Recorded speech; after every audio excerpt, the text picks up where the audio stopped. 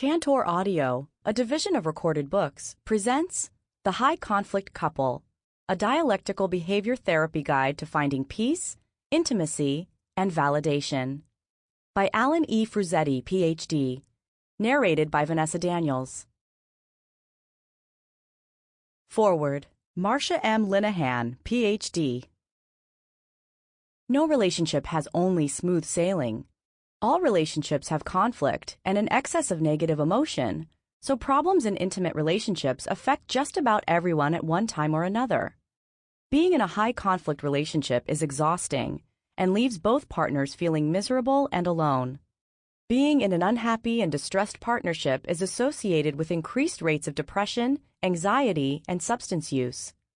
Children in homes with great conflict are more likely to be troubled and even suicidal. This book addresses how to improve our intimate relationships and, in turn, our own and our family's well-being. The book is based on the principles of dialectical behavior therapy, DBT, a treatment that has a large number of clinical trials demonstrating its effectiveness. DBT was developed at the University of Washington, and Alan Fruzzetti was part of the very first DBT treatment team. He and the other members of the team gave the first critical feedback on the treatment and were major contributors to the development of the treatment in its current form. Alan has been working with DBT for 20 years, teaching it and adapting it for couples, families, and adolescents. Almost all of the research to date has focused on applying DBT to individuals, with few studies including families. Thus, there is a real absence in the literature how to apply DBT to couples and families.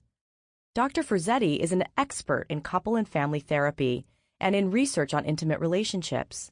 He is at the fore of work in this area, integrating mindfulness, emotion regulation, accurate expression, and validation into a coherent package.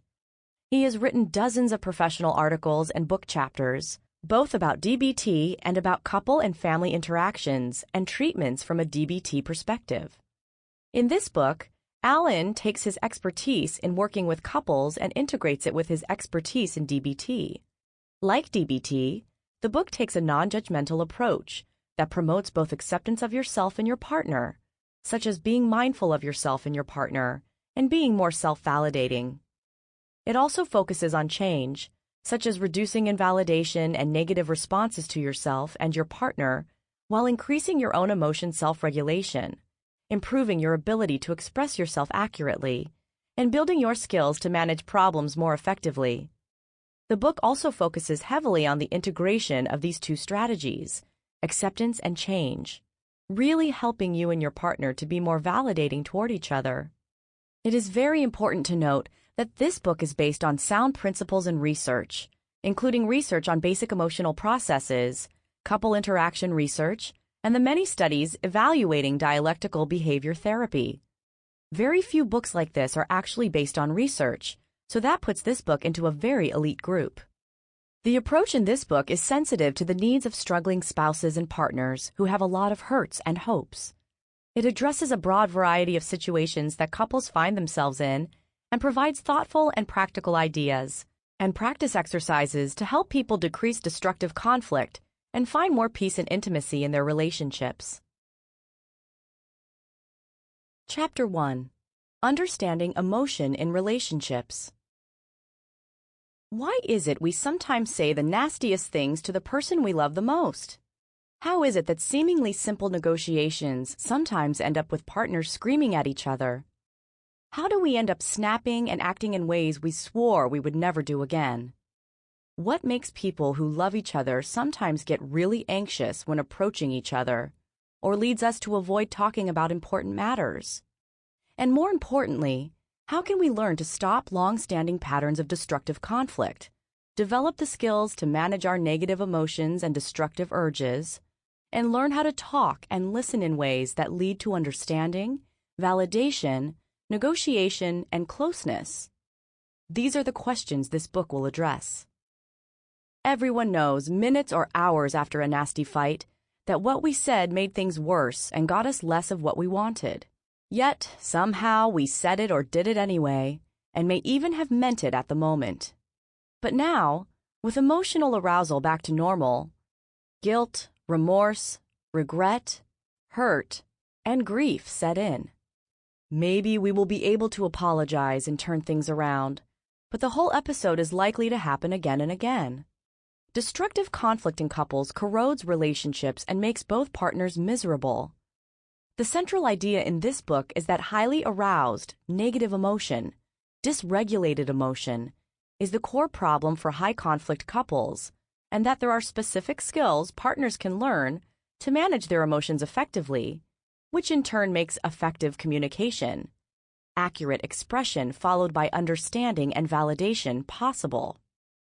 With enough practice, conflict can be transformed into closeness, and couples can achieve the closeness, friendship, intimacy, peace, and support that brings us joy and reduces our suffering. Understanding emotions and high emotional arousal. Emotions are much more complicated than most people realize. Part of the problem stems from the way we talk about emotion. First of all, we talk about emotion as a thing, a noun, rather than as something we are doing. But in fact, emotions are complex processes like walking or talking, things that we actually do that affect other things inside us and also affect others. It is easier to conceptualize thinking as something that we do. Then, when we say we had a thought, we recognize that it was just one moment, one small piece of a long process. Emotion can be conceptualized the same way. Thus, an emotion is just one moment out of a long process of emoting or feeling. Unfortunately, we don't have a good word for the process or for the whole system in which we have emotions. How emotions work. There are many components to our emotion system. At any given moment, there are events going on all around us, such as sights and sounds and other aspects of the physical and social world. There are also events going on inside us, such as memories, images, thoughts, or sensations. All of these events, in addition to our attention and our sensation and perception systems, which allow us to be aware of what's going on, influence emotion directly. With new developments in neuroscience almost daily, it's clear that there are many biological and biochemical processes in our brains that influence the course of emotions. However, the extent to which we are aware of our emotions, how we label them, and whether we are accurate, and how we express them also profoundly affect the process. And finally, how others respond to us, particularly people we are close to, shapes the direction of our emotion in very important ways. Certain responses, such as understanding and validating our experience, soothe our frayed emotional edges, but others, such as criticizing or invalidating our experience, are like salt in an open wound in our hearts. Emotion dysregulation and out-of-control behavior. Emotional arousal affects other systems directly, such as thinking and physical action. Thus, when we regulate or manage our emotion, we also are regulating our ability to think and act in ways that are effective and move us forward in our relationships, at work, or with other activities in life. It's been known for almost 100 years that small to moderate amounts of stress and arousal keep people alert and interested, actually increasing self-control and performance on just about any kind of task. Yerkes and Dodson, 1908. It's also true that past a moderate point of stress and arousal, self-control and performance begin to drop. Mandler, 1993. At high enough levels of arousal, we begin to focus very narrowly on simply escaping from the aversive state of high negative emotion. This process can take a long time to build up or may happen instantly. Regardless, once our orientation is on escape, we can consider ourselves out of control. Notice that this is not a pejorative label. Rather, being out of control describes a natural state in which we are not thinking or acting in a very clear way. We are no longer focused on our longer-term goals, but are increasingly focused on the immediate goal of reducing this negative tension or arousal. The point at which we reorient our attention to escape may be considered the point at which emotion dysregulation begins. When our emotion system becomes dysregulated, it interferes with optimal cognitive and other self-control functions. Fruzzetti et al. 2003. Thus, being dysregulated is not the same as being upset. You can be upset and still be quite able to make effective decisions, hold your tongue, or otherwise control yourself. Manage to act in ways that help you achieve a better relationship, a better life, rather than simply escaping an unpleasant or even awful situation by doing something that hurts the other person, escalates the conflict, or in general makes things worse in the long run. In reality, this kind of dysregulated or out-of-control behavior occurs rather frequently, on a continuum from very destructive out-of-control behaviors, such as substance use or aggression, to less destructive ones, such as saying mean things or avoiding difficult situations. For example, when one partner is nagging at the other, being critical, the other's arousal goes up. It becomes difficult to remember that the complainer is somebody you love and who loves you back. Sometimes it might only take a second. At other times, you might feel it coming well in advance. But eventually, you lose your balanced perspective and say something mean or nasty in return. The point here is not that it's unreasonable or unfair to respond to criticism with criticism. It might be fair, but rather that it just makes things worse for both people individually and for the relationship. Individual and relationship well-being would be improved if each partner were able to respond differently. At this point, you might be thinking, so, are you saying I'm just supposed to be a doormat and accept being treated badly? That's a good question, and the answer is no, because there is a third or middle path between being resigned to being treated badly on the one hand, and both people treating each other badly on the other hand. The alternative is to break the cycle, responding in a way that de-escalates the conflict without reducing self-respect. In order to do that, you must first understand how you get into these hair-trigger situations that lead you to create negative interactions or respond badly to your partner when he or she is already behaving badly. Vulnerability to negative emotional experiences. There are several factors that make you vulnerable to high negative emotional arousal and subsequent emotion dysregulation.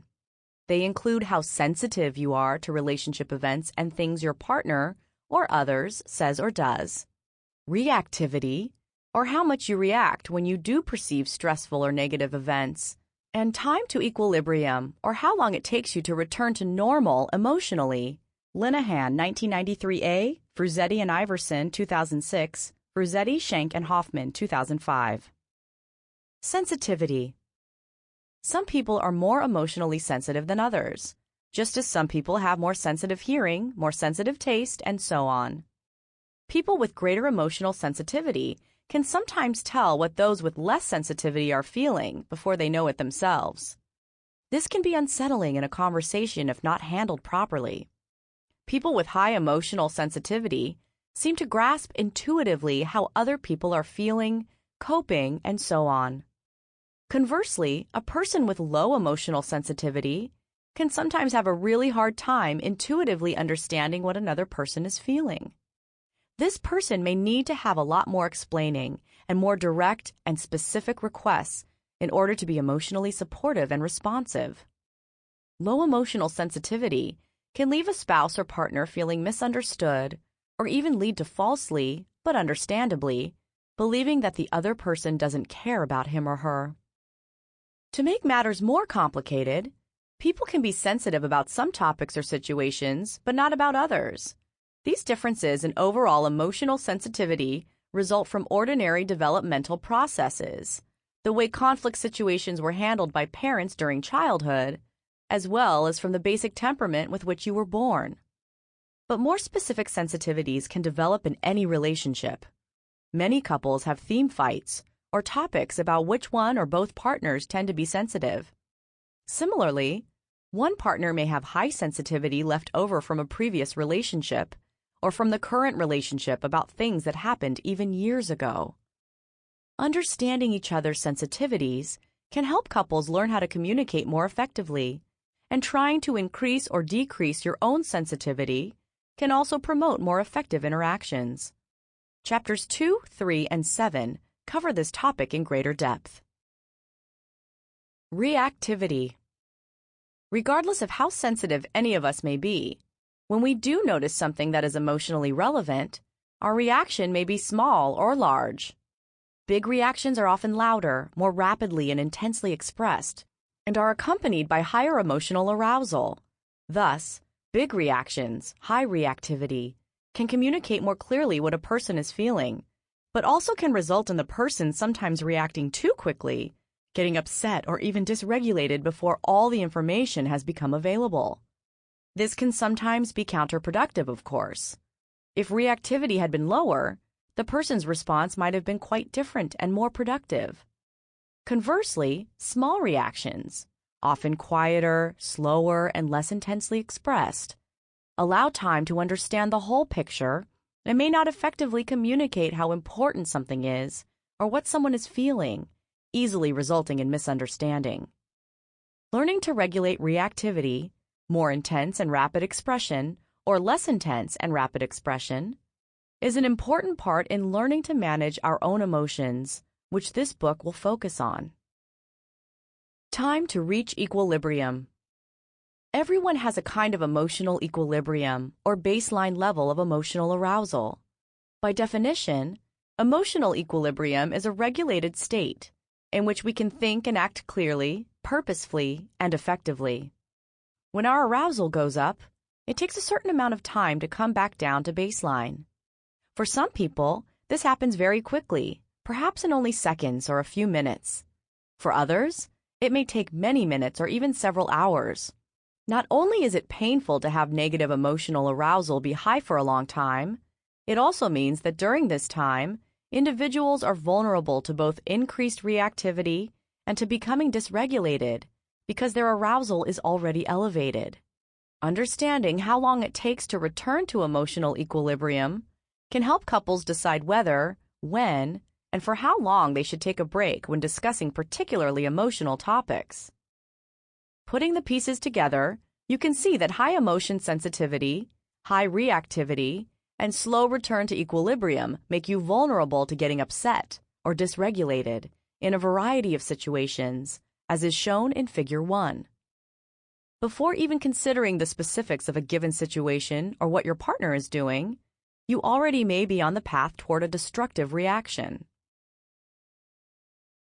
How high emotional arousal affects your relationship. There are many ways that negative emotional arousal affects your relationship, both directly and indirectly. For example, it may lead you to overreact in some situations, and perhaps even to underreact in others.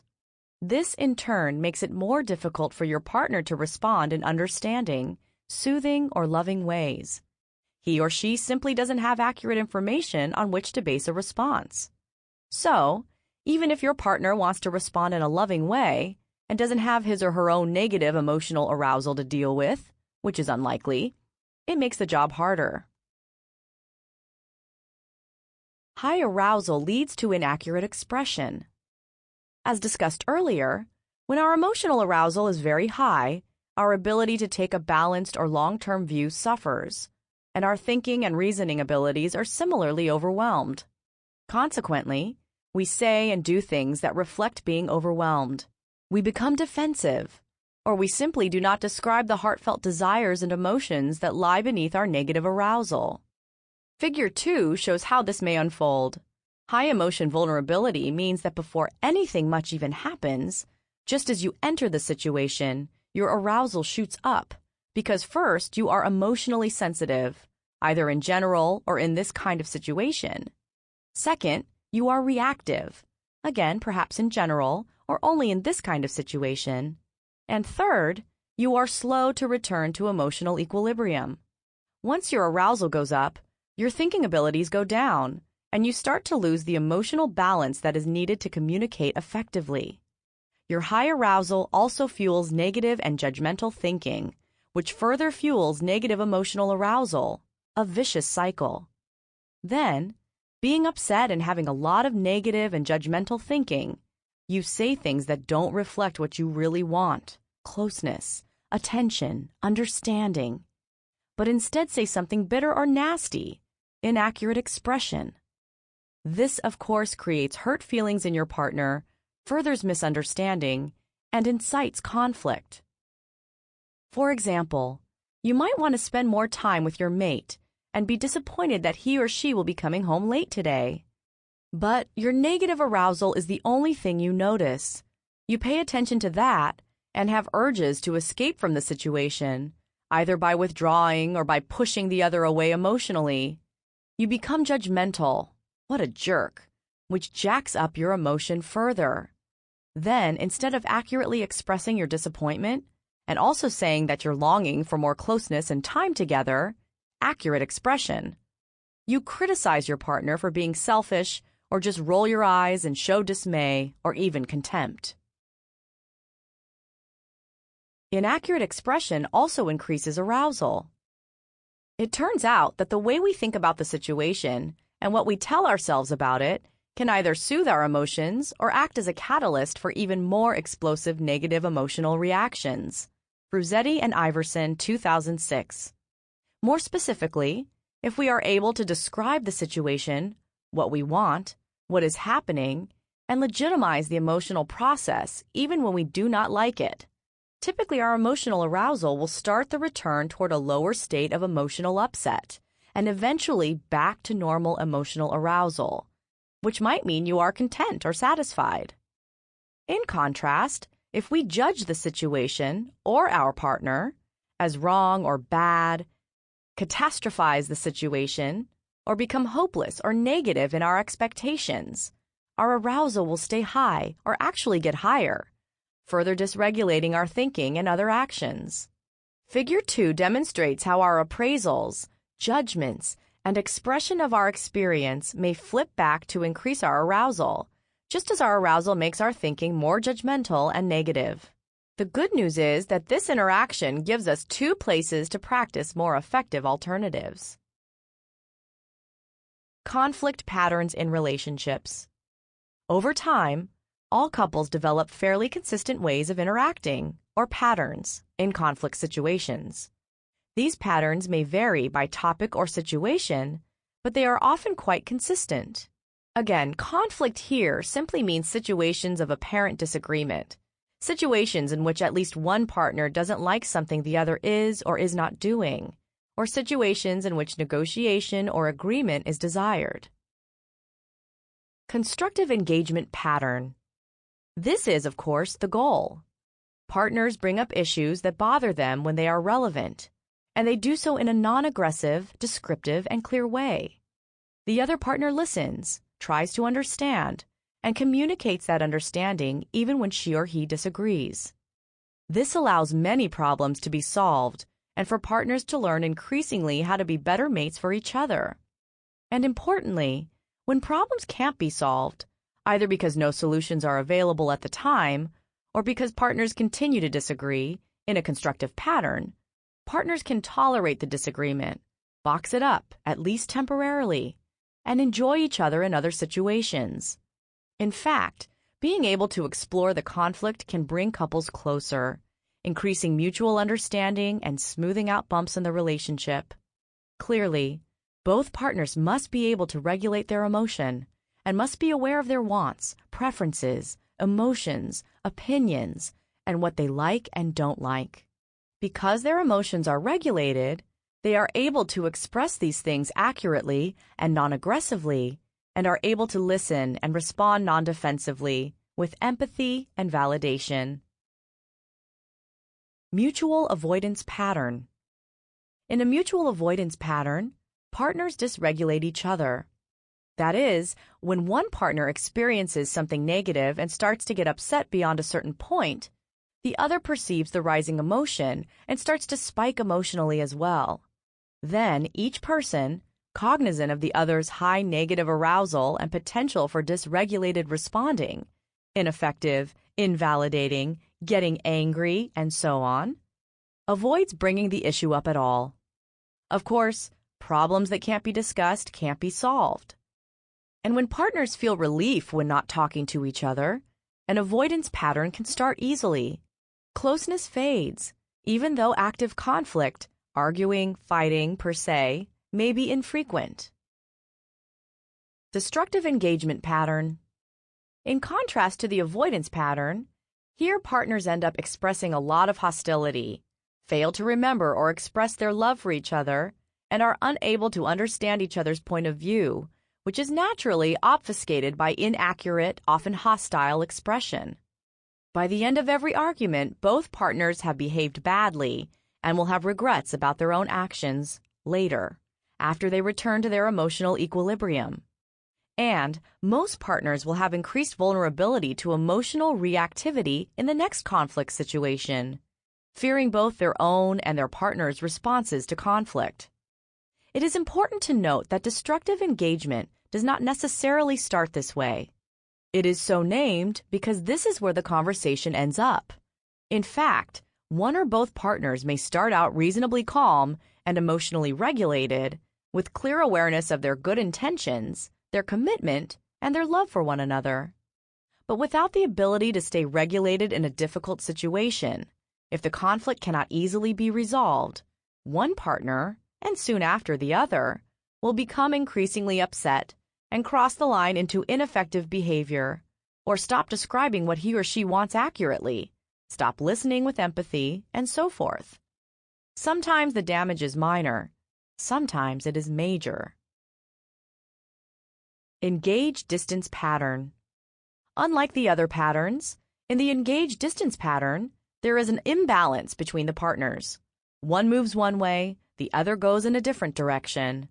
That is, one person wants to discuss or pursue a topic and be together, but the other person, at least in that moment, does not want to discuss a topic further, or perhaps even be together and instead seek some alone time.